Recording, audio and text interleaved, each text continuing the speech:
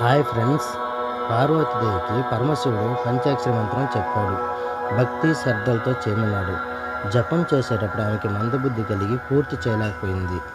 అప్పుడు శివుడు కోపంతో ఆమెను భూమిపైన మానవ స్త్రీగా అవతరించమని శాపం పెట్టాడు. అప్పుడు ఆమె శాపం పోవడానికి శివుని ప్రార్థించింది. శివుడు భూలోకమున కైలాసగిరి ప్రాంతంలో శివలింగాన్ని పూజించమని ఆజ్ఞాపించాడు.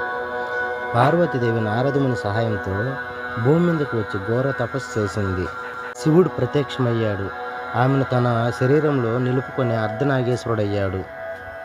అప్పటి నుండి ఆమె జ్ఞాన ప్రసూనాంబిక పేరుతో శ్రీకాళహస్తీశ్వర స్వామివారి సన్నిధానంలో ఓంకార పంచాక్షరి మంత్రాన్ని జపం చేస్తూ భక్తజనులకు లోకములకు కాంతి తేజస్సు ప్రసాదించి జ్ఞాన ప్రసూనాంబిక పేరుతో దర్శనమిస్తున్నారు మనకు. ఇది ఫ్రెండ్స్ జ్ఞాన ప్రసూనాంబిక చరిత్ర. మీకు నచ్చితే ఈ వీడియో లైక్ చేయండి, నా ఛానల్ సబ్స్క్రైబ్ చేసుకోండి ఫ్రెండ్స్. మీకు మంచి మంచి వీడియోస్ వస్తూ ఉంటాయి.